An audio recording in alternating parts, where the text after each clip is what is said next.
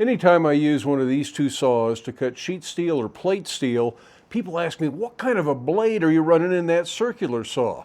Well, both of these are running carbide tooth blades meant for cutting metal. But more importantly, these are saws meant for cutting metal. These are specifically designed, matched to that blade, so the power, the RPM is all designed around being a metal cutting saw. These are not simply woodworker circular saws running a special blade. Maybe you can get away with that, maybe you can't, I don't know. I wasn't going to try it. If I'm going to abuse a saw cutting metal, I'm going to use one meant for the job. The smaller one easily cuts up to 1/8 inch, would probably cut up to 1/4 inch, although I haven't tried it because I also have the bigger one.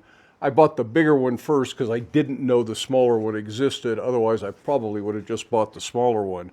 But I've used this bigger one to cut 3/4 inch plate, and while it doesn't go real fast, it does cut it, and it leaves a really smooth cut. And the cut that either of these saws leave is so much better than I can get with a torch or even a plasma cutter, that I don't have to really do any cleanup. There's a little bit of a sharp edge, and you probably need to clean that up.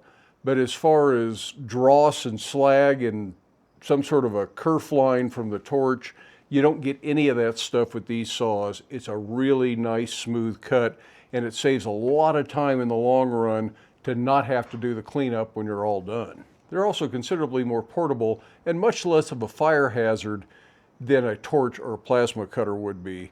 Only thing that might be better would be a shear, and I don't have room for a shear, but I do have room for both of these saws.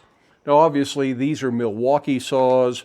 I'm not necessarily partial to Milwaukee as a brand. I just happen to have a lot of their tools, so I've already got the investment in the batteries. That's why I bought these saws. I know Makita makes some version of this. I think Fine and Metabo also make a version, but I wouldn't be surprised if all of the cordless tool makers make something very similar. So let's make a 4-foot long cut in 14 gauge sheet metal using this saw and just see how long it actually takes.